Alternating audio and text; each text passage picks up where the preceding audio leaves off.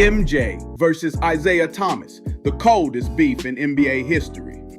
Let's kick it off with the pettiest, coldest beef in NBA history. Michael Jordan versus Isiah Thomas. Back in the 80s and early 90s, the NBA was ruled by the bad boy Pistons, led by Isiah Thomas and the rising Chicago Bulls with a young, hungry Michael Jordan.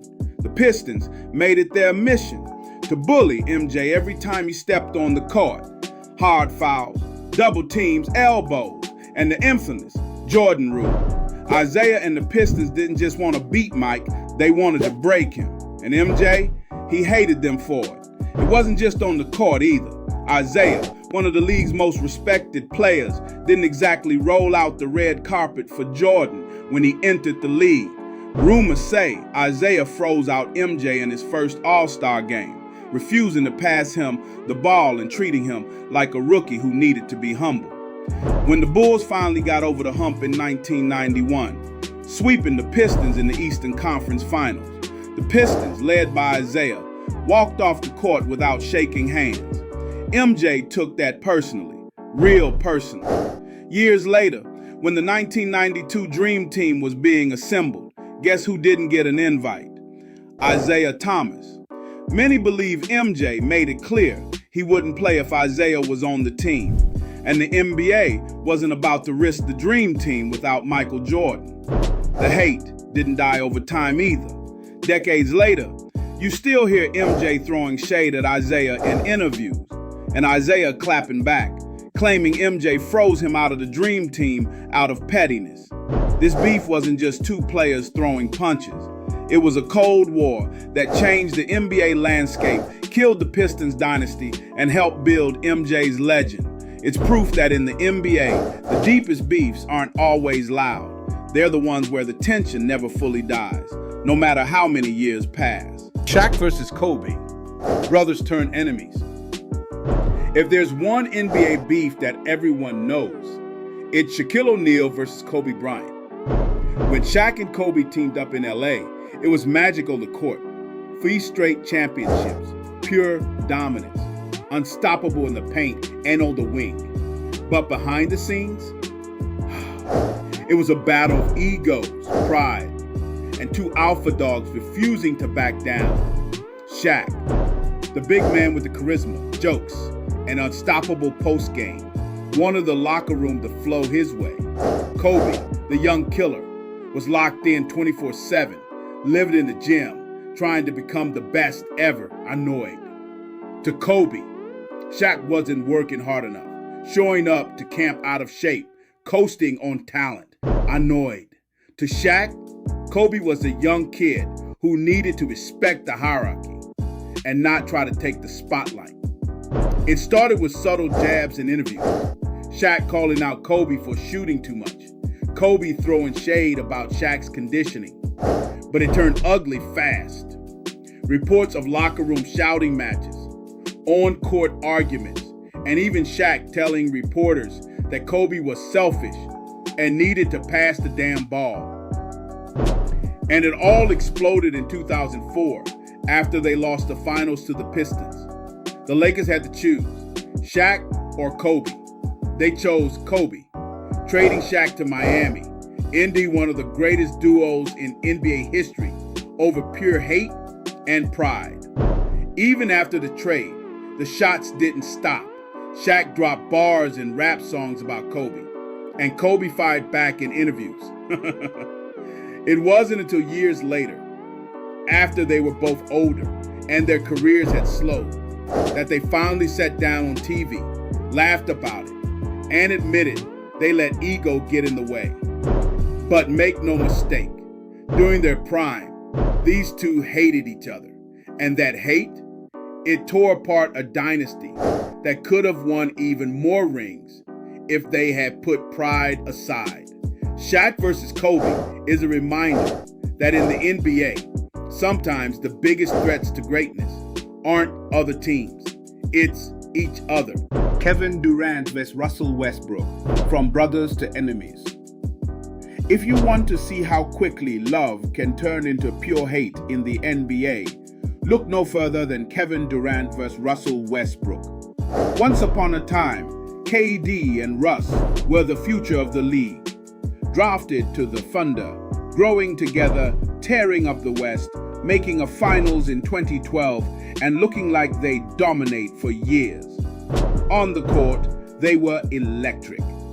KD's smooth scoring and Russ's relentless energy were the perfect balance. But behind the scenes, tension was brewing. Russ, with his intense attack-every-play style, sometimes clashed with KD's quieter approach. People said Russ took too many shots, while KD felt like he had to defer when he should have been the guy closing games. Still, they kept it together, chasing that elusive ring. Then came 2016. The Thunder were up 3-1 against the Warriors in the Western Conference Finals, on the verge of finally breaking through. And then they collapsed, losing 3 straight, with KD struggling in Game 6 and 7, and Russ forcing shots. That offseason, the unthinkable happened. KD left to join the Warriors, the same team that beat them. And Russ, he was heated. Russ didn't say much, but the shade was heavy. The next season, every time they faced off, the energy was spicy. Russ mean-mugging KD, ignoring him during timeouts, and KD drawing back. In one game, they went face-to-face, barking at each other while teammates separated them, with Russ yelling, "I'm coming," down the court. KD tried to downplay it in interviews, but fans could see it was personal. Russ, meanwhile, went on a revenge tour, averaging a triple-double for the season and winning MVP, while KD won his first ring with the Warriors. It wasn't until years later that the two seemed to let it go, dapping up during All-Star Weekend and sharing a laugh. But for a long time, this was a cold war in the NBA, with every Thunder vs. Warriors game feeling like a playoff series. KD vs. Russ is a reminder that in the NBA, loyalty and friendship can disappear in a second when pride and legacy are on the line, and that hate can fuel some of the greatest performances we'll ever see. Chris Paul versus Rajon Rondo, the spit that started a war. You know a beef is real when it goes from trash talk to real punches mid-game. That's Chris Paul versus Rajon Rondo. These two have never liked each other. CP3, the ultimate floor general, loves control, discipline, and barking orders. Rondo, the crafty, unpredictable point guard who doesn't care about your system or your attitude. From the jump, they clashed over who was the better point guard of their generation. But it all exploded on October 20th, 2018. Lakers versus Rockets at Staples. Brandon Ingram and James Harden get tangled up, and in the chaos, CP3 and Rondo start jawing at each other. Then CP3 pokes Rondo in the face, accusing him of spitting on him. Rondo responds by throwing a clean left hook right in CP3's face, and CP3 fires back with punches of his own. It wasn't a hold-me-back scuffle, they were really swinging. Brandon Ingram comes flying in, throwing a punch from the side, and the crowd goes nuts while teammates and security rush in to separate them. The NBA world was shook. Spitting, punches. In 2018, when the league is supposed to be soft, this was real hate bubbling over in front of everyone. The aftermath was heavy. Rondo got suspended for 3 games, CP3 for 2, and Ingram for 4. But what made this fight legendary was how deep the beef ran. Rondo says CP3 was a horrible teammate and fake tough, while CP3 let it be known he had zero respect for Rondo's antics. Years later, the tension is still there. They avoid each other, they don't dap up, and you can feel the energy whenever they share the floor. CP3 versus Rondo is one of the rawest beefs in NBA history because it's not just about basketball. It's personal, built on years of ego, pride, and 2 leaders who refuse to back down. And let's be real, it gave us one of the wildest modern NBA fights in a league that tries so hard to keep things clean. Sometimes hate breaks through, and when it does, it's unforgettable. Joel Embiid versus Karl Anthony Towns, the big man beef. You know it's real when two 7-footers are ready to throw hands in the middle of a regular season game. And that's exactly what happened with Joel Embiid versus Karl Anthony Towns. These two big men were supposed to be the future of the NBA, dominating the paint while stretching the floor. But from the jump, there was tension. Embiid, the king of trash talk, loved clowning Cat, calling him soft on social media and in interviews. Cat, usually quiet, tried to ignore it. But Embiid wouldn't let it go. Then came October 30th, 2019, Sixers versus Timberwolves. Embiid and Cat start battling in the post, elbows flying, pushing, talking smack. Then it escalates fast. Embiid and Cat get tangled and suddenly they're swinging. Cat tries to land a punch. Embiid wraps him up in a headlock, and the two giants hit the floor with teammates scrambling to separate them. Ben Simmons even jumps in, putting Cat in a friendly chokehold while the crowd loses its mind. The refs eject both, and as Embiid leaves the court, he's hyping up the Philly crowd, shadowboxing, and posting on Instagram later with captions like, "I was raised around lions," throwing shots at Cat. Cat claps back on Twitter, calling Embiid a clown and telling him to keep acting tough on social media. The beef went from the court to social media, with fans eating up every post and every like. The NBA suspended both players for 2 games, but the tension never died. Every time the Sixers and Wolves face off, the energy is spicy, with fans waiting to see if it'll pop off again. What makes this one of the coldest beefs in NBA history is that it's modern, personal, and real. Embiid calls Cat soft. Cat says Embiid is fake tough, and both have something to prove every time they meet. It's a reminder that in today's NBA, even with all the friendships and player empowerment, some dudes just don't like each other. And that's exactly why we love it. Charles Barkley versus Shaquille O'Neal. From fists to friendly fire. You see them laughing on Inside the NBA now, but don't get it twisted. Charles Barkley and Shaquille O'Neal once really hated each other. Their beef started in the 90s when both were big personalities with bigger games. Barkley, the undersized power forward who dominated with grit and trash talk, and Shaq, the unstoppable force in the paint who let you know you couldn't guard him. Their most infamous clash, 1999, Lakers versus Rockets. Tensions were high, both teams were physical, and both Barkley and Shaq were quick to talk trash after every bucket. Then it popped off. Shaq tried to back down Barkley in the post, took the shot, missed, and felt Barkley hit him with a hard check, going for the rebound. Shaq snapped, threw the ball at Barkley's head, and Barkley, without hesitation, swung on Shaq, grabbing him and pulling him down while they started trading punches. The benches cleared, the crowd went wild, and for a moment, it looked like we were watching two heavyweights in a boxing ring, not an NBA game. They both got ejected and hit with fines, but the beef didn't end there. Barkley and Shaq kept trading jabs in the media, with Barkley calling Shaq lazy and Shaq calling Chuck ringless. Even when they transitioned to TV, you could feel the tension on Inside the NBA. They clown each other, but sometimes it gets real, with Shaq reminding Chuck about his championships and Barkley firing back about Shaq needing Kobe and Wade to win.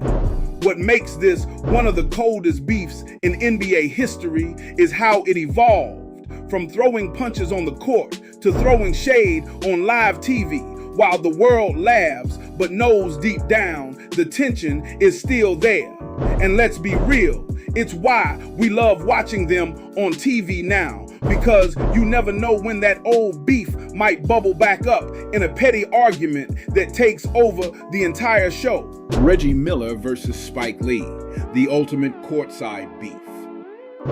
Sometimes the most legendary NBA beefs don't happen between players. They happen between a player and a fan. And no beef proves that better than Reggie Miller versus Spike Lee. It's May 7, 1994, Game 5 of the Eastern Conference semifinals. Pacers versus Knicks in Madison Square Garden, the mecca of basketball.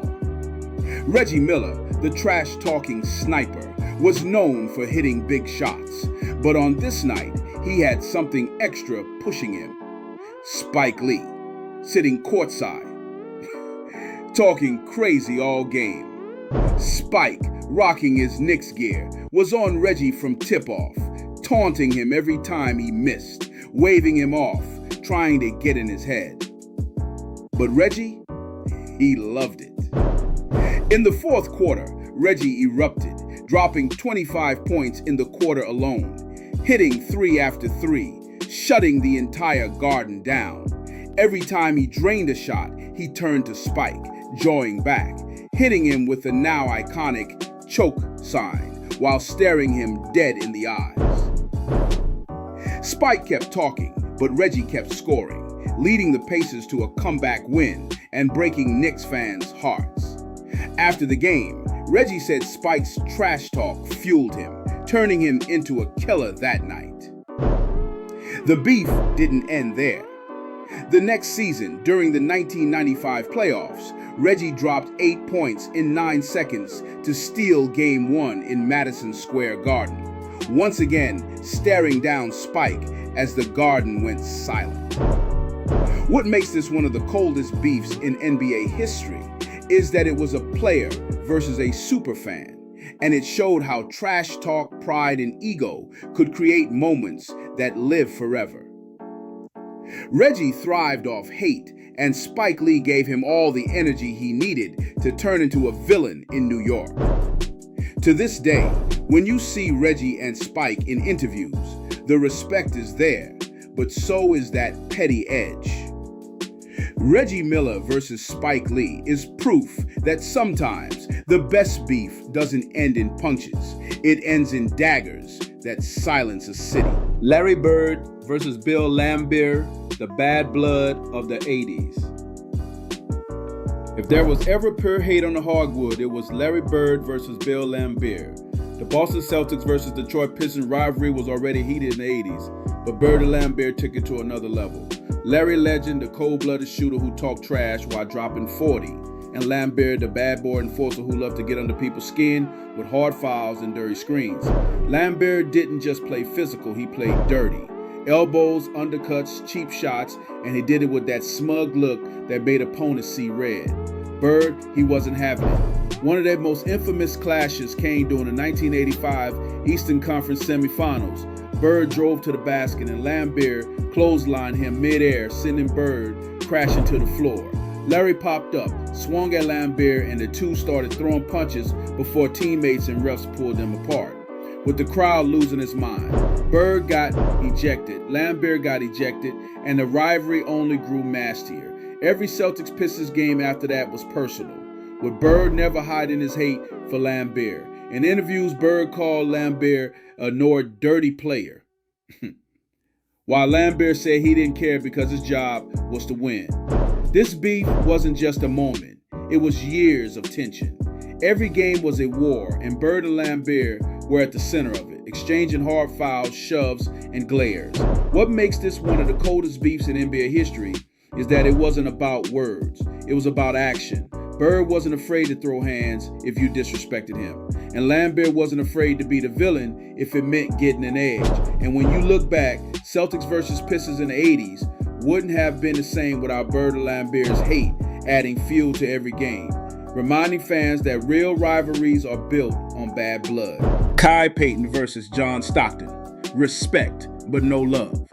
Some NBA beefs are loud, but others are quiet wars that lasted years, like Gary Payton versus John Stockton. On paper, you'd think these two respected each other, and they did, but that didn't mean they liked each other. Payton, the glove, was the loudest trash talker in the league, known for getting in your face from the jump ball to the final buzzer. Stockton, the NBA's all-time assists and steals leader, was quiet, but don't get it twisted. He was tough, sneaky, and physical. Every time the Sonics played the Jazz in the 90s, it was a war.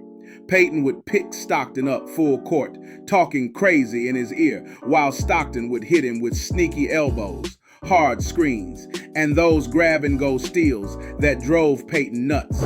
Payton has admitted in interviews that Stockton was the player he hated playing against the most because he was so dirty in a way that refs never saw, while Stockton said he knew he could get under Payton's skin by not reacting to his trash talk. Their battles in the playoffs were legendary. The Sonics and Jazz faced off multiple times, with Payton and Stockton fighting for control of the West. They'd bump chests, yell, and walk away. But you could see it in their eyes. There was no love there. What makes this one of the coldest beefs in NBA history is that it was a different type of hate. There were no punches, no brawls, just pure competitive fire that led to some of the best point guard battles the league has ever seen. And even now, when Payton talks about Stockton, he gives him respect, but also reminds everyone, man, I hated that dude on the court. Because sometimes the best beefs aren't about violence. They're about wanting to dominate the man in front of you so badly that it feels personal every single game. Paul Pierce versus LeBron James, the Petty War. Before the banana boat era of buddy-buddy NBA friendships, Paul Pierce and LeBron James hated each other on the court, and it was personal. It started back in 2004 when young LeBron was trying to put Cleveland on the map, and Pierce was the face of the Celtics, refusing to give up the East easily. In one preseason game, Pierce and LeBron got into it, with Pierce spitting towards the Cavs bench, sparking a near brawl that set the tone for years of real tension. When LeBron started taking over, dropping 40 and 50 on teams, Pierce took it personally, often guarding him and jawing back and forth every possession. The 2008 Eastern Conference semifinals became a battleground, with Pierce and LeBron going bucket for bucket in Game 7. Pierce dropping 41 and LeBron dropping 45 in one of the coldest duels ever. But the hate peaked in 2010. LeBron's Cavs were favorites, but the Celtics, led by Pierce, KG, and Ray Allen, knocked them out of the playoffs. Cameras caught Pierce trolling LeBron, saying, "You're not the king," as the Celtics ended the Cavs' run. The beef only grew when LeBron joined the Heat. Every Celtics Heat game turned into a war, with hard fouls, trash talk, and Pierce telling LeBron, "We ain't scared of you," while LeBron looked at Pierce like, "You can't stop me." Even after LeBron broke through, beating the Celtics in 2012 and dropping 45 in Boston to save the Heat's season, Pierce wouldn't give him credit. In retirement, Pierce still throws shots at LeBron on TV, saying he's not in his top 5, reminding everyone that the hate never fully died. What makes this one of the coldest beefs in NBA history is how petty it was. It wasn't just competition, it was pride, ego, and a refusal to bow down to the next generation, with Pierce believing he was the true king of the East, and LeBron proving otherwise on the court. Hey yo, before we keep it moving, if you're rocking with Unk this deep in the video, drop a dumbance, so I know you're a real one riding with just hoops. And while you're here, hit that like and sub so Unk can keep dropping these stories and avoid getting stuck coaching rec league kids full time. Kobe Bryant versus Raja Bell, the underdog who didn't back down. Some beefs are born from a superstar dominating and a role player deciding, not on my watch. That's what happened with Kobe Bryant versus Raja Bell. It was the 2006 NBA playoffs, Lakers versus Suns. Kobe was at his absolute killer peak, dropping buckets from everywhere, hitting game winners, and letting everyone know about it. The Suns needed someone to slow him down, and they threw Raja Bell on him, a tough, no-nonsense defender who wasn't afraid of anyone. Kobe and Raja were jawing every possession, with Kobe calling for the ball, waving off teammates, and attacking Raja repeatedly, while Raja played physical, grabbing, bumping, and getting under Kobe's skin. Then, in Game 5, the beef exploded. After another physical possession, Raja snapped, grabbing Kobe and clotheslining him to the floor, sending the crowd into chaos. Kobe popped up, furious, while Raja stood over him, letting him know he wasn't scared. The NBA suspended Raja for one game, but when he returned, the tension was still heavy. Kobe said, "I don't know this kid," in interviews, brushing off Raja's attempts to get under his skin, while Raja fired back saying Kobe was pompous and thinks he's better than everyone. The Suns went on to win the series in 7, but the beef didn't end there. Every time Kobe and Raja faced off, it was personal. Hard fouls, trash talk, and moments where you could see Raja was one of the few players who truly believed he could stand up to Kobe.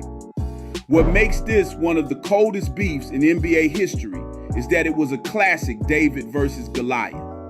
Kobe, the unstoppable superstar, versus Raja, the gritty role player who didn't care about the lights, the name, or the hype. He just wanted to let Kobe know he wasn't backing down. And in the NBA, there's something legendary about a role player who refuses to bow to a superstar, reminding everyone that sometimes hate fuels the best defense you'll ever see. Draymond Green versus Dillon Brooks, the new age petty beef. Old school beefs were physical, but in today's NBA, some beefs are fueled by trash talk, tweets, and podcasts, like Draymond Green versus Dillon Brooks. Dillon Brooks, the young, loud defensive wing for the Memphis Grizzlies, made it his mission to be the league's villain, poking at every superstar he faced. And Draymond Green, the Warriors' heart and soul, king of trash talk, never backing down from a challenge or a microphone. The beef sparked during the 2022-2023 season when Brooks kept calling out the Warriors, saying they were old, not as tough as they act, and that he didn't like Draymond or the way he plays. Draymond, never one to let slander slide, fired back on his podcast, calling Dillon a clown, saying your team's not built for a championship, bro, and clowning Brooks for trying to be him but failing. When the Grizzlies and Warriors faced off, every possession was spicy. Hard fouls, extra bumps, and Draymond in Brooks' face while Brooks tried to lock him up and talk trash right back. Every camera cut to them, knowing at any moment it could pop off. Brooks said, "I don't like Draymond at all," in interviews, while Draymond clapped back, "If you were in Golden State, we wouldn't be as good." The back and forth was constant, with social media eating it up, making memes, and fueling the fire.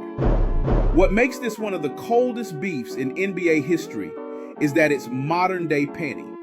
It's about pride, ego, and reputation, with Brooks trying to make a name for himself by taking shots at the Dynasty, and Draymond protecting his legacy while reminding everyone he's about that life. It's the old vet versus the young trash talker, and every game between the Warriors and Grizzlies feels like a grudge match, with the crowd waiting to see if the words will turn into a scuffle. And it's proof that no matter how much the NBA changes, beef will always be part of the game. Conclusion: hate fuels the game. After all these stories from MJ versus Isiah to Draymond versus Dillon Brooks, one thing is clear. Hate fuels the NBA in ways highlights alone never can. The league markets brotherhood and respect, but real hoop heads know the moments that live forever are born from beef. It's Bird throwing hands with Laimbeer, Reggie joined with Spike, Kobe demanding the ball over Raja's defense, and Russ mean-mugging KD after a dunk. These rivalries give every game extra weight. They remind you this isn't just a job for these players. It's pride, legacy, and ego all on the line. And sometimes that boils over into real hate. And that hate, it pushes players to go harder. MJ dropping 40 because Isiah froze him out. LeBron dropping 45 in Boston to silence Pierce. Draymond talking crazy to protect his dynasty. Or Reggie silencing the Garden while staring down Spike Lee. Hate makes the game personal. And when the game is personal, it's beautiful. Hey yo, if you made it this far, you're a real one. Drop a in the comments so Unc knows you're riding with Just Hoops till the end. And while you're here, hit that like and sub. Help Unc keep these stories coming so I don't have to get a job selling bootleg jerseys outside the arena. You feel me? Thank you for watching. Basketball is bigger than buckets and banners. It's about stories, rivalries, and yes, even the hate that makes every dribble matter. Thanks for rocking with Just Hoops. Until next time, keep your handles tight, your jumper clean, and remember, it's okay to have a little hate in your game if it makes you go harder.